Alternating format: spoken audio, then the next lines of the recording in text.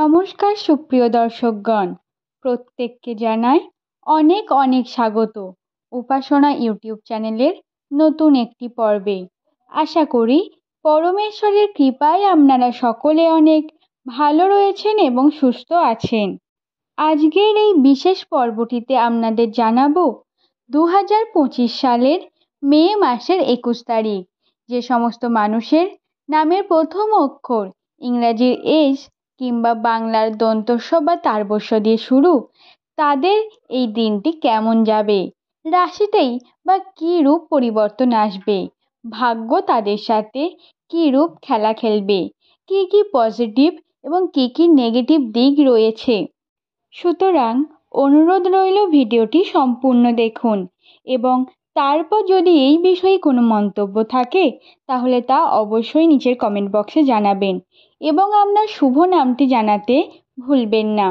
এছাড়া ভিডিওর শেষে যদি ভালো লাগে অবশ্যই একটি লাইক করে দেবেন এবং চ্যানেলে প্রথম হলে চ্যানেলটিকে সাবস্ক্রাইব করে রাখবেন যাতে এরূপ নিত্য প্রয়োজনীয় ভিডিওগুলি আপনার কাছে সকলের আগে পৌঁছায়।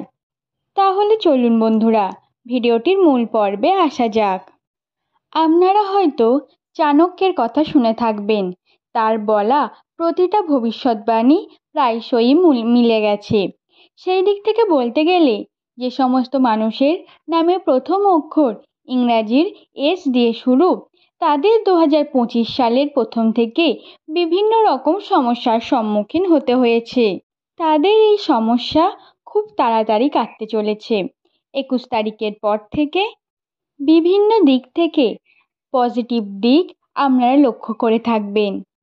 তবে প্রথমেই বলে রাখি, এমন কোনো ঘটনা ঘটবে না যে আপনি রাতারাতি অনেক পরিবর্তন হয়ে যাবেন, অর্থাৎ আপনার আর্থিক অবস্থার খারাপের থেকে একেবারে উন্নতি হয়ে যাবে, এমনটা কিন্তু নয়।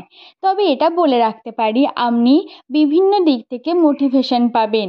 সেটার জন্য হয়তো আপনার মনে একটু আধটু কষ্ট হতে পারে, তবে এই মোটিভেশনগুলি পাওয়ার পর আপনি নিজেকে আরও শক্ত করে সঠিক রাস্তাটি চিনতে পারবেন, যার ফলে ভবিষ্যতে এগিয়ে যেতে আপনার আরও সুবিধা হবে। 2025 সালের মে মাসের 21 তারিখের পর থেকে আপনাদের আর্থিক দিক থেকে অনেক মাত্রায় উন্নতি হবে।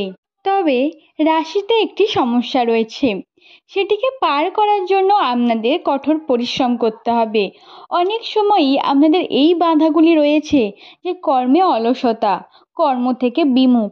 এই বাধাগুলিকে আপনাদের পেরিয়ে নিজের কর্মের প্রতি আরও নির্ভরশীল হতে হবে, কর্মকে আরও মনোযোগ সহকারে করতে হবে, আরও কর্মঠ প্রকৃতির হতে হবে।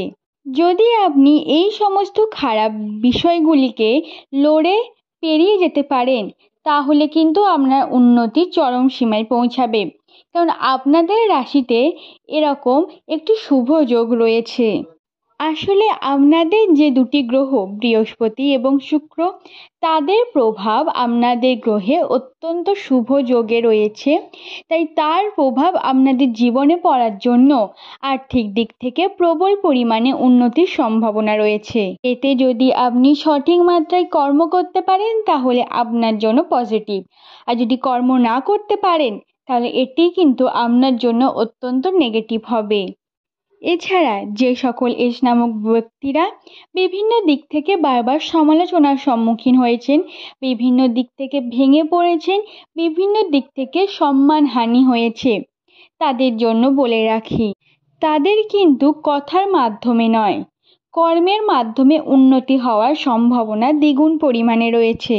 সেটি হতে পারে কোনো ব্যবসায়িক দিক থেকে, হয়তো আপনি কোনো ব্যবসা করছেন, সেটিতে এত পরিমাণ মুনাফা আপনি লাভ করবেন যে জীবন আপনার ধন্য হয়ে যাবে, অথবা আপনাদের কোনো বাড়ি বা গাড়ি কেনার ক্ষেত্রে এই শুভযোগটি হতে পারে। এই শুভ যোগগুলি থাকার জন্য আপনাদের বলবো, এই 21 তারিখের পর থেকে আপনারা যে কোনো প্রকার শুভ কাজে নিযুক্ত হতে পারেন। সেটি যে কাজই হোক না কেন, আপনার মনে হচ্ছে যে এটি আপনার জন্য শুভ, তাহলে সেই কাজটি শুরু করতে পারেন এই 21 তারিখের পর থেকে।